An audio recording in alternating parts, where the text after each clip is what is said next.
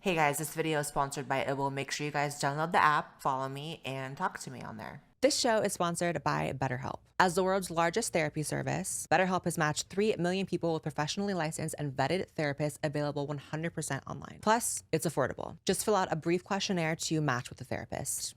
If things aren't clicking, you can easily switch to a new therapist anytime. It couldn't be simpler. No waiting room, no traffic, no endless searching for the right therapist. Learn more and save 10% off your first month at betterhelp.com/Blaire. That's BetterHelp, HELP.com/Blaire. Hey guys, welcome back to the Blaire White Project. So I'm in a much better mood than I was the last time I was on here, which is why we're going to start with a very good story. One of my favorite stories of the year so far. However, happy Halloween. I'm filming on Halloween. You'll see it November 1st, but this is the first year in, I think, like maybe 5 or 6 years that I have no costume and no fucking plans. I don't know if that's like an Austin thing. I'm like hanging out with old people that don't have Halloween plans, but I'm feeling a little depressed about it, but we're going to make it work. So this story, I'm in love with this story. I mean, actually, I have a mixed relationship with it. Okay, so New York Supreme Court reinstates all employees fired for being unvaccinated and orders back pay. State Supreme Court found that being vaccinated does not stop the spread of COVID-19. It's really just, it's amazing, really, that to watch the narrative shift in real time, right? Because there was a time not that long ago where saying this would get you censored and banned off social media. I know people that have been censored and banned off social media. Obviously I make my entire living from social media. And so I remember like wanting to be tweeting during the thick of, the pandemic when everyone was getting vaccinated, how obvious it was that it wasn't stopping the spread, because I was literally seeing everyone I knew that was vaccinated just straight up getting it again and giving it to someone else. It seemed like at one point the vaccinated got it at like a higher rate. I don't know the science behind that. That's just my speculation, but bitch, it was ever so clearly not stopping the spread. And if you had two fucking eyes during the vaccine hype, you knew that, you saw that, you recognized that. But I saw a really great tweet the other day. It was like, it was from, I think the Twitter account is called Sasculin or something. It's this gay conservative guy that I've followed since the beginning of my account on Twitter. And he's not famous or anything, but we've just been like low-key like Twitter acquaintances. But anyways, he tweeted that being conservative, something like being conservative is just being right about shit until the fucking corporate press allows you to have a conversation about it, and then no one cares anymore. So it's like, it's just being right early, right? So obviously this is good news. I think in a just world, the New York Supreme Court obviously should reinstate employees, should give people their money back.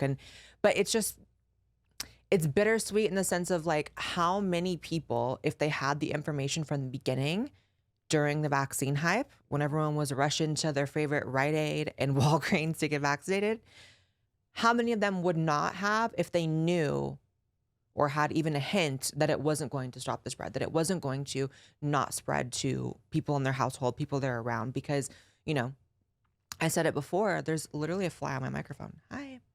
I said it before that she won't leave me alone, girl. It's the hairspray. And now my ADHD is like, girl, get away from me. She won't stop. Anyways, I said before that the only reason why I would have maybe gotten vaccinated or, maybe had considered it would have been to keep from infecting other people. Wasn't the case. So it's interesting because this is going to set precedent for the rest of the country, which is exciting. I don't anticipate states like California, but then again, New York's a blue state, so I'm talking on my ass. I was about to say California would never, but New York just did. So maybe. And it's interesting this happened before other states that I feel like would be more likely to do it, like Texas or I know in Florida, they weren't even allowing the vaccine to be mandated by workplaces. But this fly is like literally just a cast member of the show at this point. Like she's just doing the most. Anyways, this is good news and I'm happy about it. More good news. Oh my, I'm so white-pilled today. It's crazy. Every news story, not everyone. People are going to clip that out of context. There's some crazy ones in here, but these first two are really good. So Florida proceeds with ban on puberty blockers and sex reassignment surgeries for minors. Round of applause. You can't hear it because I'm trying to be polite. This is amazing news. So what's very great is that it was detransitioners who greatly helped to make this happen, not because of just speaking out, but they actually went and testified on this issue. And that's what swayed the jury, to my knowledge. Shapeshifter was there. I'm so proud of, it's all these detransitioners that come on the show and that have come on the main channel. Like, I literally have such affection for, and I'm so proud of them because they all have such a fire in their belly to create positive change, and they're doing it, Chloe, Shapeshifter, Richie, I've been lucky enough to have most of these people on my show, and to see them doing such great things, like it really does warm my heart. It says a joint committee of Florida's 2 medical boards voted last week to draft a rule that would ban puberty blockers and other gender dysphoria treatments for minors in the state. The Florida Board of Medicine and the State Board of Osteopathic Medicine voted Friday to proceed with a plan that will bar anyone under the age of 18 from receiving sex reassignment surgery or taking hormones. It came after a nearly 5-hour-long discussion where experts and the public voiced their opinions. And, members of the public were these detrans kids. I say kids. A few of them are older than me, but for some reason, I said this when Richie was on the show, for some reason they just come across younger to me. I'm not trying to be insulting or anything, but I feel almost like a maternal instinct over them of sorts. So, this is great news. And another thing that I hope is setting precedent for the rest of the country. Obviously, I can now say, I couldn't say it in the last one, can say in this story that California is not going to follow suit, at least anytime soon. They recently became a sanctuary state for the shit. So California's doomed, but that's why I left. It's, this is a no-brainer. And it's one of those issues that I feel like I am just repeating myself all the time on, but it's because I feel like it's so necessary. I hope that more states follow suit. I hope that the state I live in, Texas, follows suit, Texas, of all places, people think it's such a, far-right state or whatever. It's like they were doing, surgeries on minors for trans reasons very recently, They instituted a ban on just the surgeries alone recently, but the hormones are a big deal too, right? Because the surgeries are obviously a big deal, but the hormones are almost the biggest deal because they sterilize you. So next we have a video, you guys. I hope the volume's up on this laptop. Let me make sure it is. So there's a video recently that's going viral of actually a doctor who's coming forward and talking about puberty blockers, stating the obvious. Let's play it. Hi, this is Dr. Christie. I just want to give a brief public service announcement. I feel a responsibility as a physician to be honest about puberty blockers and hormonal therapy in teenagers. This can lead to infertility, and I don't know if that's really well known. That means that you would never be able to have your own children. It really is important to go through puberty at your normal sex, as your normal sex, and at your normal rate, and not arrest that process. Give your body time to complete the process before you start changing things that could have long-term implications. So I want you to be smart about it. That's what I'm here for. Help you out. So the reason why this video is going viral is because it is so rare to see a doctor being honest about puberty blockers, because it is such a politicized issue, which you don't really want medications, treatments, anything really in the medical field to be politicized. But this one obviously is. But it's going viral because it's so rare to see doctors speaking honestly about it. And I think what's really unfortunate, although I'm glad more people like her are coming forward, is that it needs to be said that puberty blockers make you infertile. To me, I don't have this amazing understanding of biology. In fact, I did not do well in biology. It's not a field where I succeeded in school. I'm not a huge science person in general. To me, though, it's kind of like saying a cat is different from a dog. Like it's 1 + 1 = 2, that if you don't go through puberty, you can't procreate, because puberty is the biological mechanism that actually gives you the material to impregnate someone or become pregnant. So the fact that this doctor is saying like it's not widely known, she's right. But that's so disturbing to me, that the general public has such a lack of understanding of very basic biology. Again, we're not getting in the weeds here. This is just basic shit, like breathing. You breathe oxygen, you go through puberty, and then you can make babies. Like, that is basic, right? But it just demonstrates how ignorant people are on this issue, you know? I'll never forget story time. My God. One of the first moments of realization that like the general public doesn't really understand anything to do with like trans like medicine or biology, anything like that, is actually has to do with an ex-boyfriend. My ex-boyfriend who I had at the very beginning of my channel. Shout out to James. Never even said his name, but shout out to James. His mom actually came up to me and was like asking me while we were dating, you know, can you get pregnant? Are you able to have babies? You know, I think this is something that he's going to want very soon. And blah, blah, blah. I'm like, you genuinely don't know if I can have, I was born male. Like, people genuinely think, some of them, that you can get pregnant as a trans woman.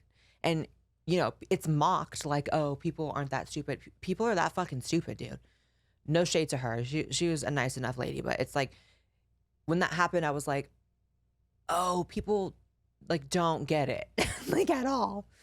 So people, I think that's the biggest learning curve with this trans shit, with the medicinal aspect of it, at least in the surgeries, is that people just need to, if they're going to be advocating for things, have a basic understanding of what the fuck they're advocating for. Y'all are advocating for kids transitioning. You have no idea what it actually does, what you're actually sacrificing, or what you're actually damaging here.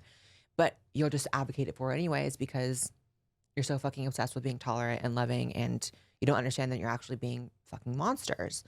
So there's that. Hope you enjoyed that story time. Next story, another great one. Oh my God, these are all good ones in a row. Girl, we're celebrating tonight. I need to cheer somebody with the iced coffee. Elon Musk disbands Twitter's board, cementing control over company. Bitch.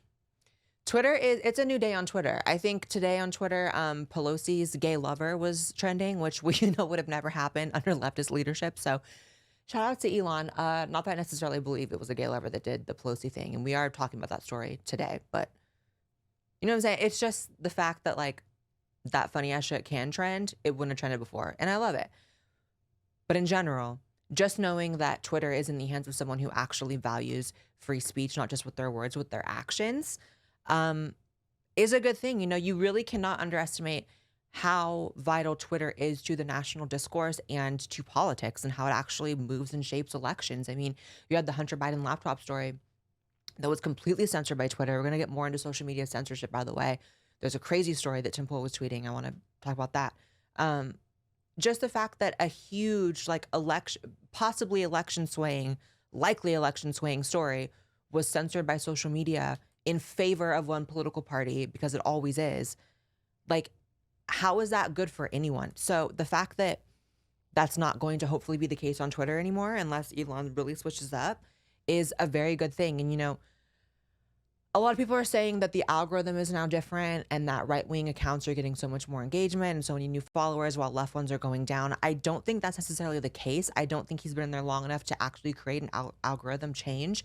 However, I think it's very clear that there are like inactive accounts that are coming back to Twitter. Conservatives feeling like it's more of a website where they can, you know, use it with dignity now are coming back, whereas a lot of leftists are abandoning ship. You know, a lot of people are on the left are saying how they're leaving Twitter because of Elon's leadership and how it's going to be, you know, a platform for hate speech and, you know, misinformation.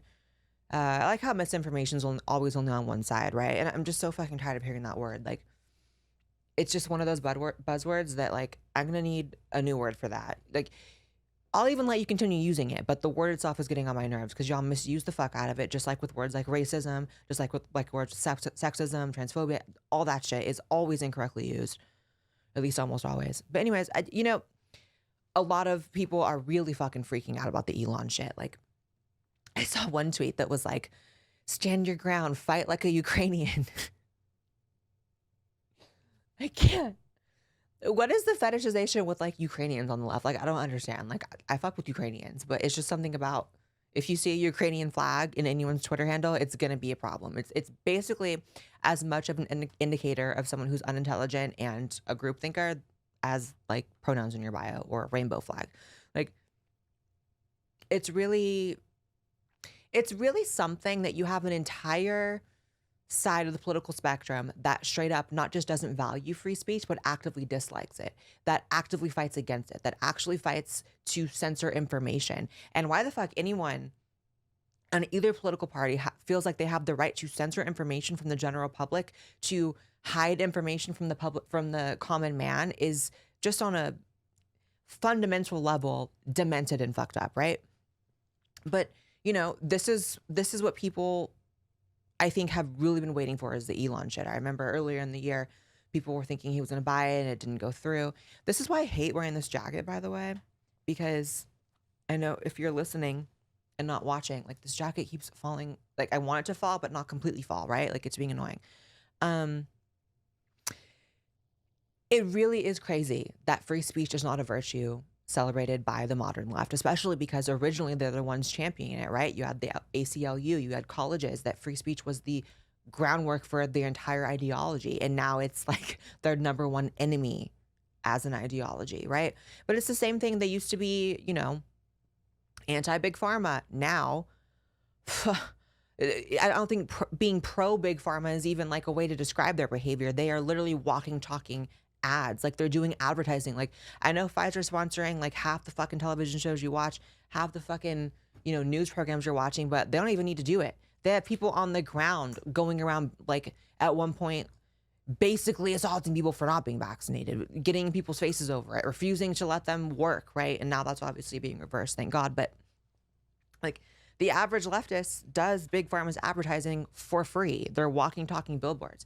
Those people that get like ads put on their car and they can make like side money doing that, like driving around with like a loose plumbing thing on the side of their car. It's like, these people might as well tattoo like Pfizer, like inject me on their fucking foreheads. So that's just another example of a thing the modern left has switched up on. Big pharma, it's like, in many ways, the left used to be pro-women. A lot of ways they're not anymore. It's like, you can't really talk about women's issues anymore because it gets superseded by trans issues. And so many of the objectives of the trans ideology, for which I'm trans, but without the ideology, has, negative implications for women. They're not even really on the side of trans people. Look at the way that they fucking make trans people look. It's like, who is the left really on the side of anymore? Other than just getting injections that are now being reversed. Like, I don't understand what the fuck the left is even doing. But it is exciting, as someone who makes a living off social media and now having Twitter, a platform that we can sort of reliably say, I'm not going to get banned for saying super basic shit like men can't get pregnant or the vaccine doesn't stop the spread, like just basic, factually true shit. I think I had tweeted earlier, I was like, all the misinformation everyone is saying is being spread on Twitter now just looks like very basic facts, like very simple 1 + 1 = 2 type shit. So it's exciting, and a lot of people that were single-handedly doing the most censoring are now fired. I forget what her name is, the lady who, I'll put a picture on the screen of her, the lady who was on the Tim Pool episode with Joe Rogan, who was at the top of Twitter. She was the one who actually banned Trump. How does someone at Twitter feel like they have the right to censor a sitting president? Like, at the time he was sitting. It's like, you had way too much fucking power, Miss Thing. So thank God you're gone. Thank God. These people had too much power and it's being checked. But just the fact that, I think it's very telling that the left doesn't have the confidence that they can actually compete on a level playing field, right? They have to have these social media platforms that are based upon censoring, like, it's really messed up. But a lot of things I tweet, I have this thing where I post like my tweets on my Insta story because a lot of people on my Instagram don't follow me on Twitter, and it's just a way to get them to see more of my thoughts, right? A lot of things I tweet, I can't even post on my Instagram story because it's within the rules of Twitter, but not within limitations set by Instagram. And that's just such a problem. It's like, I anticipate a lot more censorship on other platforms. I think that they're absolutely pissed, Silicon Valley, that Twitter is now owned by Elon Musk. So I'm anticipating actually the reins being tightened on apps like Instagram, YouTube. Hi, YouTube, don't do that. Which sucks, but it's also the crowd who's very, much freaking out about Elon owning Twitter and the right technically owning like one mainstream social media platform, weren't y'all the ones that said build your own platform? Pretty sure Elon, didn't build it, but he bought it, which is, free market capitalism, which y'all are claiming in that instance you like. Now we have our own platform, but it's not even our own platform. It's just a level playing field. And the fact that they can't handle that, it really reveals the level of confidence they have in their own ideology. That if they're not on a platform that bans people who disagree with them, they feel like they can't fight. And girl, you're going to have to fight. The right's been fucking having to fight this shit all along. And imagine how different the world would be if these past, how long would you guys say that Twitter has been sort of like shaping political discourse and kind of swaying elections? I would say probably even a little bit before 2016, right? I remember back before the Trump election, like the Christian gay baking scandal, that was still a huge thing on Twitter. And, there was legislation being proposed for that, and Twitter was swaying that. It's like, how different would the world be if we didn't have that one-sided platform swaying discourse for all this time? The Hunter Biden laptop story certainly wouldn't have been censored, at least not on Twitter. Facebook still would have, but like, so hopefully things are moving in the correct direction. Also, prediction. If this red wave that everyone's anticipating comes to fruition in November, in just a week or so, I anticipate that they're going to blame it on Elon. This is kind of what, it's interesting how the left, despite being collectivists, they really hone in on like one person, right? So it's like Trump's the enemy, then Joe Rogan's the enemy, and then, Elon Musk is the enemy. Alex Jones is public enemy number one. It's like they hone in on one person to sort of like blanket that person as like leading the entire movement of the opposition of the right. Whereas like in other instances, they're so fucking collective thinking. I anticipate that they're really freaking out that for the next week, they're not able to censor information, and whatever, surprises may come before the election, new information, breaking stories that maybe sway that, they're not going to be able to wipe that off the face of social media. So I think that if they do lose as hard as people are predicting, it's going to be blamed on Miss Elon. I just said Miss Elon. I totally just misgendered Elon Musk. I call everyone Miss. They will blame it on Elon. So this next article, you guys, it's funny. The Atlantic says, let's declare a pandemic amnesty. We need to forgive one another for what we did and said when we were in the dark about COVID. So basically this article is saying that, a lot of things were got wrong during COVID, and we just need to kind of forgive and forget about all the freedoms that were taken from people, all the funerals that people weren't allowed to attend because of social distancing, for the forced vaccinations. People are going to get hung up on the word forced. Yes, if you can't go to work, if you can't go to school, if you can't go to a restaurant without a vaccine, that's a forced vaccination. And I'm not going to play this game. Just because the government let businesses and corporations do the oppression for them doesn't mean it wasn't forced. It's not a choice. If you have to choose between living and participating in society and getting a vaccine, that's not a choice. But anyways, it's a choice for a very few lucky people, right? Like I had that choice because I'm a YouTuber. I had that choice because I had the financial ability to move states where these things weren't a thing, where I didn't have to go get a vaccine to enter a restaurant. But if you didn't have the money to escape these blue states that did it, sorry, you had to get the vaccine basically, or you had to, do what you had to do, but it wouldn't have been much of a life, right? No school, no work, no public places. Okay. So the regime wants us to forgive them for taking away freedoms, for segregating society based on a lie, the lie of transmission via the vaccine, stopping it, that is. And this is what abusers do, right? They will abuse you. And then the moment you get the upper hand, the moment you're ready to leave, right? The moment you're ready to say, you know what, I've had enough. The moment they move on, it's all apologies and it's come back to me. And I would know.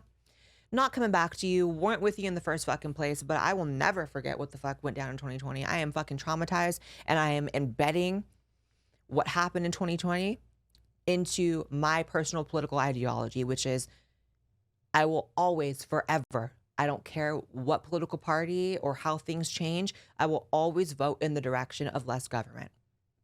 I don't give a fuck how Republicans feel about trans people. I don't give a fuck how Republicans feel about this one or that one. I don't give a fuck if every Republican in the world fucking hated me for being trans.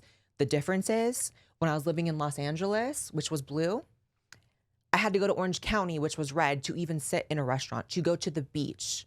Yes, they were blocking off the beach in California. And it was just very revealing how important being in a red state, a red county, a red town is versus the opposite. So yes, there are absolutely differences and consequences when it comes to voting. Sorry, I will never vote blue. I don't care about social issues. I mean, I do, but I don't care. I don't place them at a higher priority or higher level importance than like leaving my house, going to the beach, going to a restaurant, participating in society. Those things come first. Sorry. Shout out to all the social issues that I care about, but they're always going to come first to having like basic freedom and dignity. That kind of comes first. So no, I'm not going to forgive what happened in 2020. I'll always remember it. I'll also always remember what it felt like, because they're not asking for just for forgiveness for, you know, the government or the entities that created these rules and enacted all this. They're also asking for forgiveness for people that freaked out and treated people like shit and judged people based on their vaccination status and judged people based on whether they were willing to go outside or not and judged people based on if they saw their family or went to a funeral. Sorry. That's what they're asking for forgiveness for. And that's not going to fucking happen. I've said this story, I think, on the show before, but I'll always remember going into the elevator of my building in Hollywood, and there is this fucking disgusting man in the elevator as I'm trying to walk in who has a mask on and a face shield, who pushed me out of the elevator and freaked out because I dared to get in an elevator or forget that there was some rule in my building that there's only one person. I'll never forget that kind of behavior. And I don't think that it's two-sided here. I've seen Republicans and shit acting badly in videos where they're, you know, freaking out in grocery stores and like treating people badly because they're wearing masks. That's disgusting as well. But when it comes to actually using the government or using corporations to actually take away freedoms or limit people or restrict people, that was something happening primarily on the left. And you can see that based on the fact that if you moved to a red state, you didn't have these restrictions placed on you. The idea of a lockdown even being a thing that the government is able to do, short of like, I don't know, like aliens invading. And then even then, how dare you? It's like, why was that even a thing? How did that even enter the lexicon? How did that even become an accepted thing? So no forgiveness. I only need a fucking promise that you're never going to do that again, which I'm sure you're not willing to give, but it is what it is. The tide has turned on that issue. You know, not fully, we're not at a full U-turn, but it's turning, right? The fact that the New York Supreme Court is giving people their jobs back and money back if they're forced to get vaccinated to work, that's a big deal. So, sue me, but I was right on this issue, and it will come up to light further. We all have these rough patches in life where we wish life just came with a manual that told us exactly what to do to fix our problems. I've certainly been through those moments. You know, I had a father that passed away when I was 19. And so I definitely know what it's like to feel like nothing's going right and you just need help. And honestly, I wish I had something like BetterHelp at that point, because BetterHelp is basically the next best thing to a literal manual that just says, here's the fix to your problem. Whether it's navigating relationships, your family life, your personal life, career changes, BetterHelp can be there to help you. They have therapists available 100% online that are licensed, vetted, and there to help you navigate these issues and to develop coping skills for the issues. And if you're like me, in-person therapy is something that I'm just a little bit scared of, and so remote is much better for me. BetterHelp is perfect. As the world's largest therapy service, BetterHelp has matched 3 million people with professionally licensed and vetted therapists available 100% online. Plus, it's affordable. Just fill out a brief questionnaire to get matched with a therapist. If things aren't clicking, you can easily switch to a new therapist anytime. It couldn't be simpler.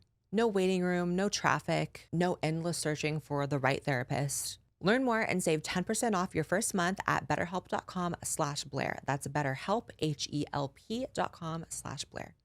Evie Magazine is asking, is the body positivity movement encouraging women to cheer on their unhealthy friends for all the wrong reasons? Yeah, girl. Absolutely. This one's just goofy. It's interesting how you're seen as a true friend if you are willing to lie. Like for me, I ask my friends their opinion on all sorts of things when it comes to like what outfit I'm wearing or if I look good in certain things. And I don't want to think they're fucking lying to me. And that's really what happens when it comes to this fat positivity movement. I don't think fat people even think that they're attractive, at least in that sense. Some people do that are fat, obviously. There are like people who really embrace that and love it. But there's a lot more people that know it's bad, know that it's not, you know, their optimal state of attractiveness, that perpetuate the lie because it's easier to lie.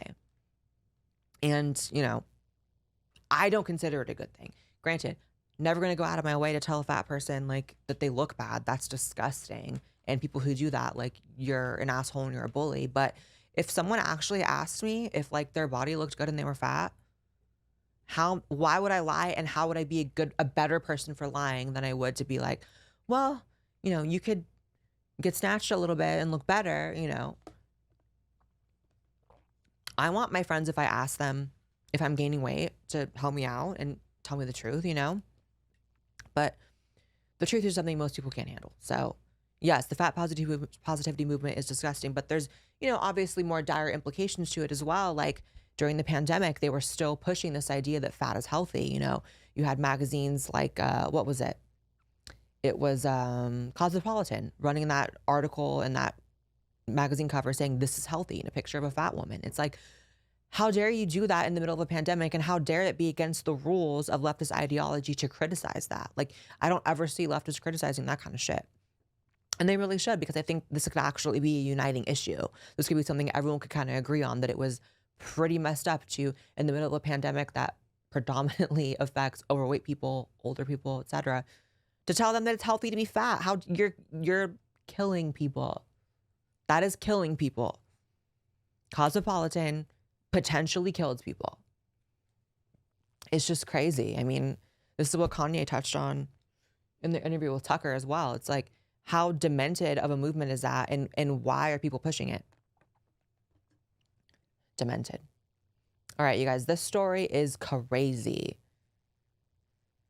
The Department of Homeland Security is quietly broadening its efforts to curb speech it considers dangerous, an investigation by The Intercept has found. So I'm going to break this down because it's a little bit complicated, but it's actually not. Basically, social media platforms like Facebook created portals for which the government could actually rapidly request to have information, videos, and content taken down. This fly is killing me.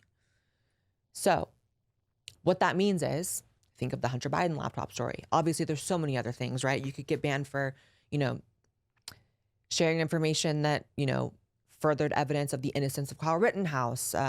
Name an issue, and you can get banned on Facebook for saying it. Saying the vaccine doesn't stop transmission. That was an issue for a long time. I think now you can finally say it. Thank you, New York Times, for giving us permission to say it. Like, fuck you.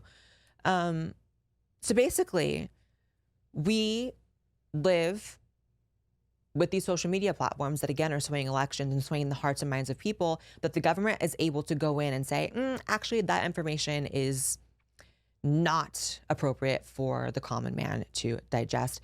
How fucking disgusting. That's literally what happens in China. I guess the difference is we're able to figure it out here and criticize it, and hopefully it changes. But if people, this is probably, and I've seen a lot of people saying this on Twitter, one of the biggest news stories of the year, if not the past few years. And because of that, it will be buried instantly. Because of that, it's probably not going to get much traction beyond today, only on right-wing platforms, and that's it. And that's pretty disgusting. Like, why does anyone, whether you're on the right or left, want a government capable of censoring information from you? It's like, it's not always going to be leftist control. I think this is the thing that people need to understand, and leftists should understand. You're not always going to be under this comfy, like, leftist leadership. And I'm not just talking about the White House, because even when she's gone. I'm not just talking about the White House, because even under the Trump presidency, you still had all these corporations, every college, all these entities that were still and are still leftist controlled. Who says it's going to be like that always? Why do you want to give these entities the ability to take down information and censor things? It helps no one. Tim Pool just tweeted, Facebook's government takedown portal is still alive, and literally has a screenshot of the mechanism at which the government is able to go in and take information down and just whatever they deem worthy of censorship, for which it's never going to be in your favor. It's always going to be in their favor. Again, it's like stuff like this, I hope, really gets people to understand that there's so much more to voting red. And I'm saying this obviously as midterms are coming up, and I do want people to vote red.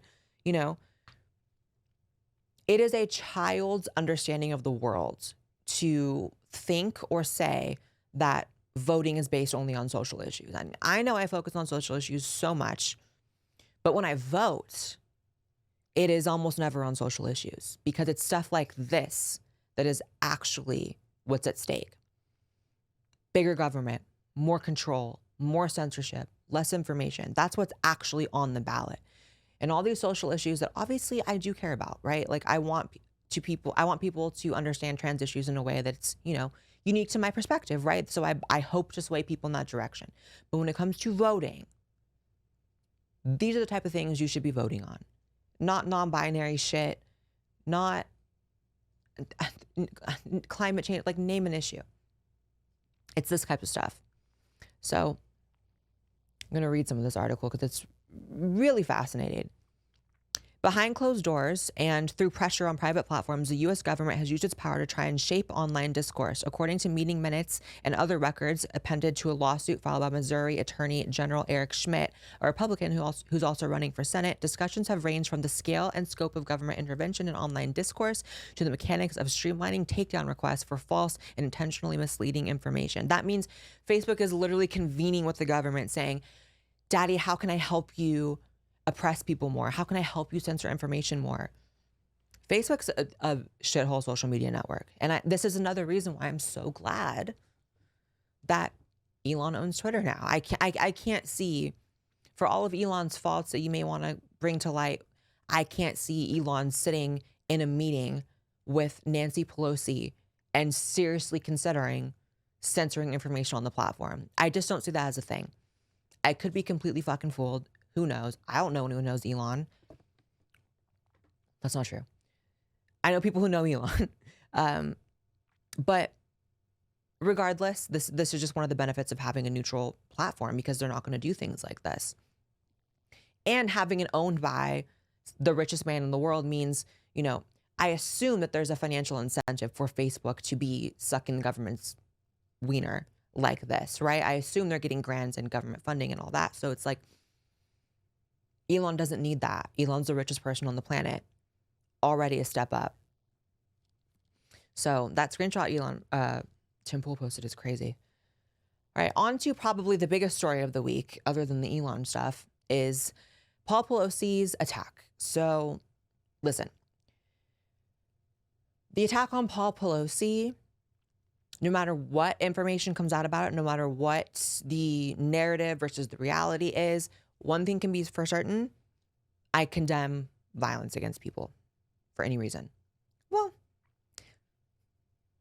yeah. I condemn the violence against Paul Pelosi for sure. But I mean, like, obviously, if someone like harms a child, it's like they need an ass whipping. You know what I'm saying? So within reason. So a lot of information's coming out about it, but it's all very confusing. And speaking of censorship, a lot of stuff is being censored from, mainstream publications. What is known is that Paul Pelosi was attacked in his home, in which he lives with Nancy Pelosi, who is third in line to become president of the United States if, God forbid, something were to ever happen. So the fact that there was a lack of security to the point where someone could have gotten into the house through whatever means they got in, because there's conflicting information on if a door was open for the person, if they truly broke in. But for someone to be in the home of Nancy Pelosi hitting anybody with a motherfucking hammer is crazy. And I don't feel comfortable with the fact that, they're third in line to become the president is not secure enough to not have that happen. Now, a lot of Republicans are saying that it was Paul Pelosi's gay lover. It even trended on Twitter today. Who fucking knows? I don't actually care. If Paul Pelosi is gay and living his best life in San Francisco and him and Nancy have a little arrangement and he's doing whatever the fuck he does, why is that even like a talking point? Like, who cares? Like, that's the other thing. People really like care a lot when like politicians like cheat on their husbands or wives or whatever. I've never cared about that. What are you doing that affects my life? I don't care. And I guess there's something to be said about like, you know, the morals of a person, but like, I've never cared about that kind of stuff. And it is coming across in some instances a bit homophobic the way some Republicans are covering this story. Because it's like, even if he was gay and even if he was literally getting it on with the dude while like right before he got hit with a hammer, it's still fucked up. He got attacked with a hammer, right? Right.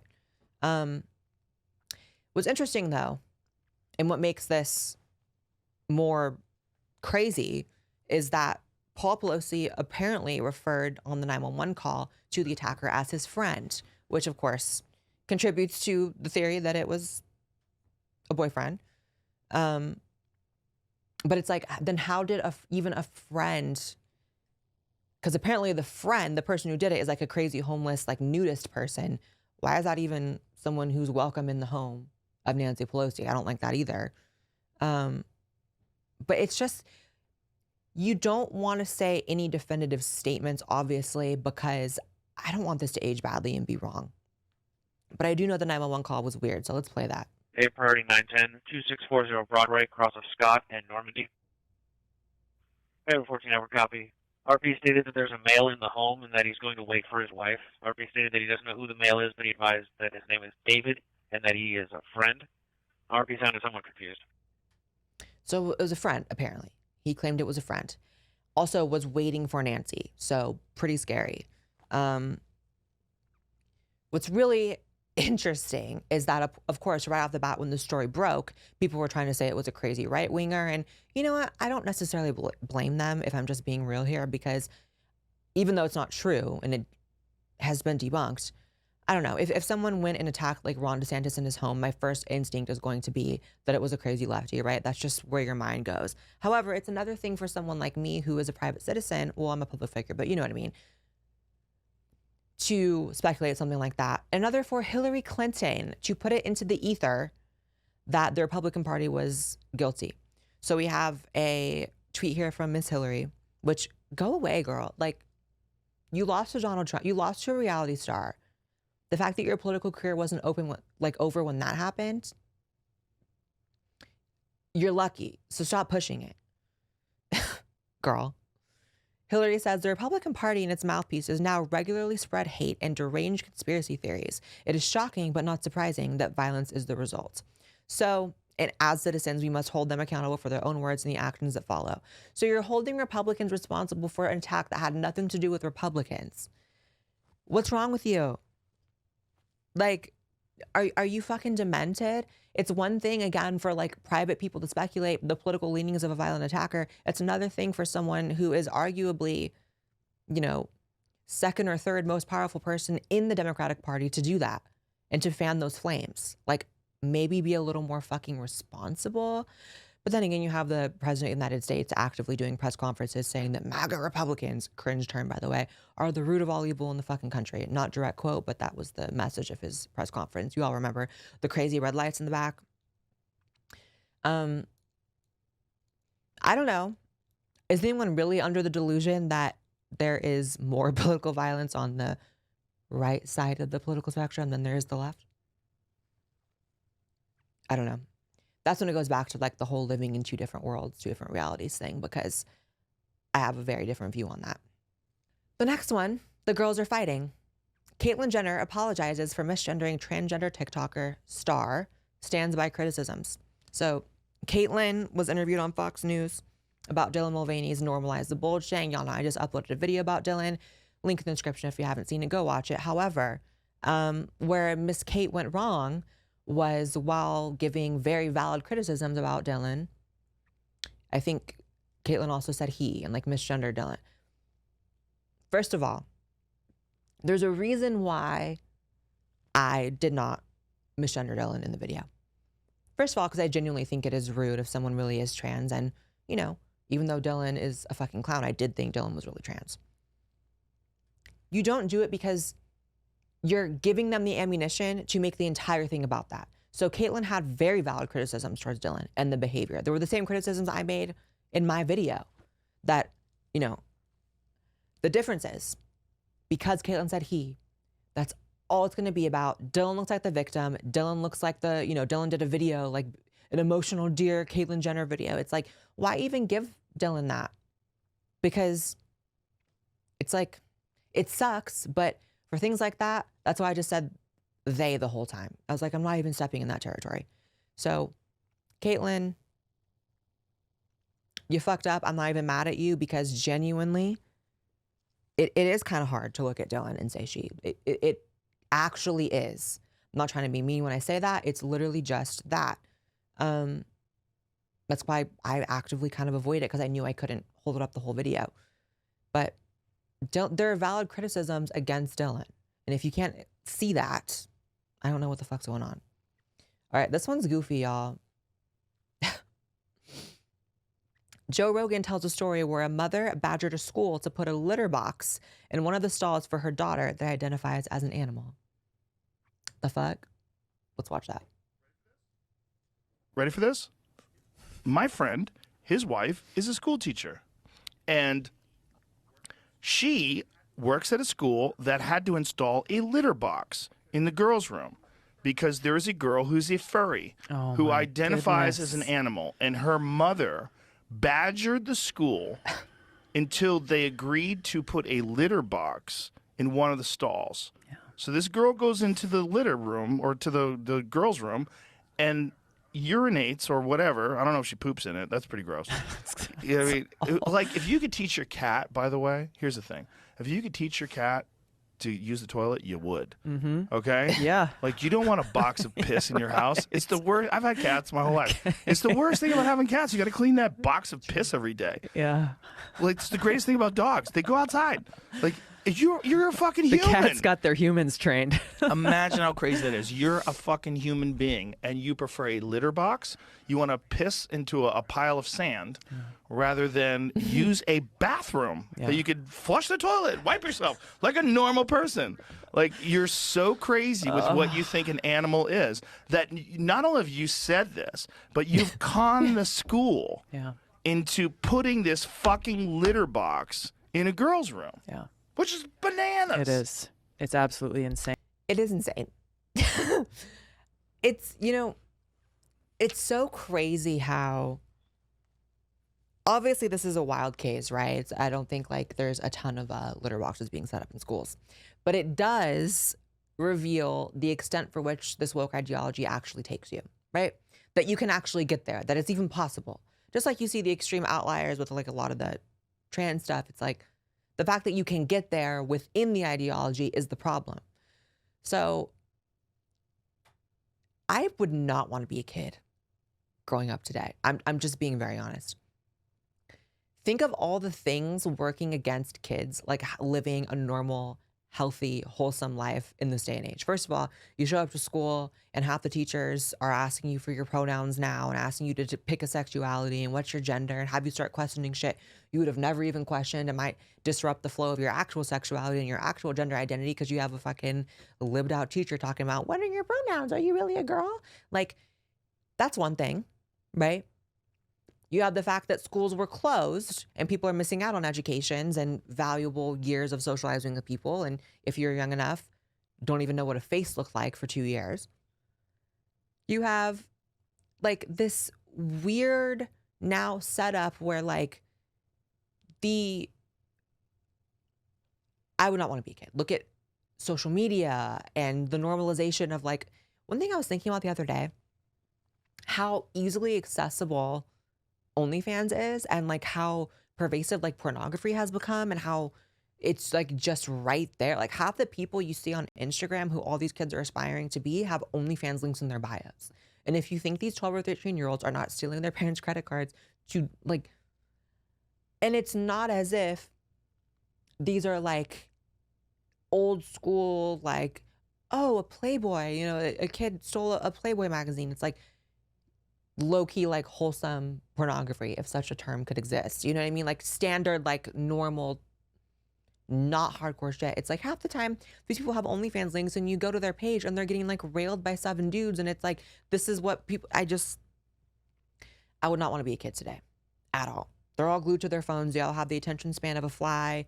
They have all these political forces pushing in on them, confusing them. It's like, I feel bad for kids. Primark reintroduces women-only changing room after backlash over only providing gender-neutral facilities, as another woman revealed how man burst in on her while she was trying on clothes. Right. This obsession with like gender neutrality is pretty disgusting. I mean, I'm sorry. This is what I meant earlier in the podcast when I said that so much of like trans ideology is antithetical towards progress or, you know, positive things for women. It's like now women have to get changed in gender neutral changing rooms. Like it's not even like trans women are allowed in this, you know, women's changing room. It's that it's gender neutral. So men, like, what are you doing? Of course, this is in the UK, right? I'm pretty sure Primark's in the UK. Like, what? I mean, you walk through like certain stores now and like they don't even separate clothes and stuff by gender. And it's like, I'm sorry, not every woman or maybe even every man is comfortable even shopping around people of the opposite sex. They're trying things on. They're seeing how things look on their body, seeing if it's flattering. Maybe they don't want to be seen by the opposite sex if they're wearing something that's not so flattering, or if they're not wearing anything at all, or accidentally like showing something. Like, who does the gender neutral thing help? It doesn't help trans people because I've never had a fucking issue in a changing room. Are you demented? However, it's like, what is wrong with y'all? I don't understand. Here's another gender neutral story with worse implications. Air Force Academy cadets instructed to use gender inclusive language, report says. The United States Air Force Academy is instructing cadets to use gender inclusive terms and in some cases refraining from saying words like mom and dad.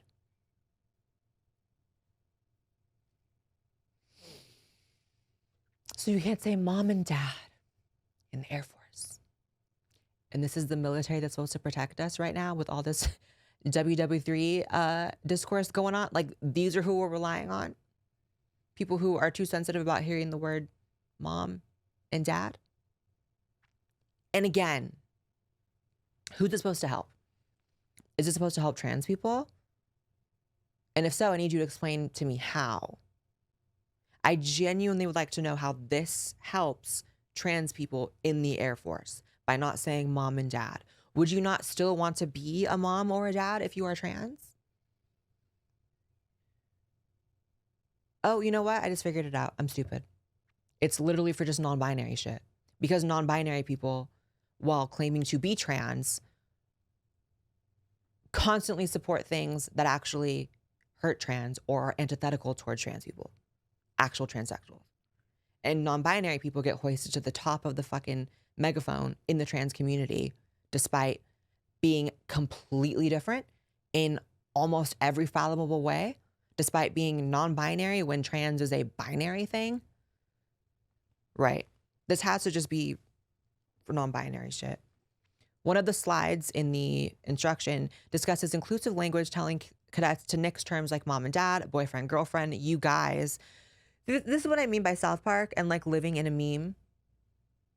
It's like, I could see a sketch about an overly sensitive trans person walking around saying, what do you mean when someone says, hey guys, or you guys? Like, that's like a joke someone would write because it's just so ridiculous, but it's not so ridiculous because it's reality. It's like parody and reality at this point are like Tia and Tamara. It's like, which one is which, bitch? You know, it's not Tia and Tamara. It's like those conjoined twins, the blonde ones.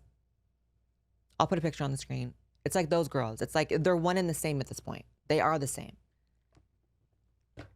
It's just ridiculous. Students rip woke colleges for Halloween offensive costume warnings and don't think it's their place.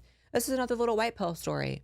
I think people are kind of coming around to this cultural appropriation thing being BS because I'm really not seeing that much discourse around it this Halloween, which usually every Halloween it's like a really big thing. And today's literally Halloween as I'm filming, so I think I would see more, right? Colleges nationwide are urging students not to engage in culture appropriation when dressing up in their Halloween costumes, but students say it's not their place to tell them what to wear. Agreed. A fucking agreed. So I've never understood this shit. I'm supposed to believe that dressing up as, I don't know, an Indian is mocking Indians rather than being an homage to Indians, rather than Native American people, obviously is the correct term. Rather than being an homage, being a nod to the culture existing in the first place.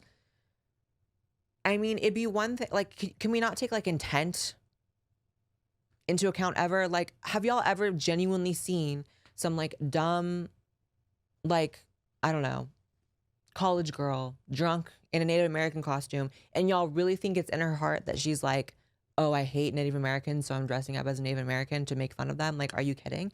If anything, they make the costume slutty and hot to like make it like cool, to like make it like a cool Native American. Like, I have never understood this shit, and I'm glad people are speaking out. Like, I think that there was a Chinese girl in this article. Yeah.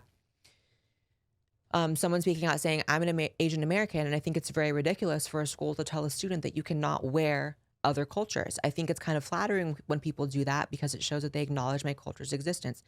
Right. And also, it's a bit of a slippery slope. It's like, how far do you want to take it? Like, can you not eat Chinese food? Can you not like eat Jamaican food? Like, what is the line here? I don't know. I wish I had dressed up as Halloween today, but yeah, I could have worn a costume on screen and everything. Like, I am the fucking worst influencer in the world today. All right, you guys. It's been real. I'm really enjoying doing this podcast. Thank you guys so much for tuning into another episode. Make sure you guys subscribe to my main channel as well as a podcast channel. Make sure you guys follow me on Twitter and Instagram, and I'll see you in the next episode.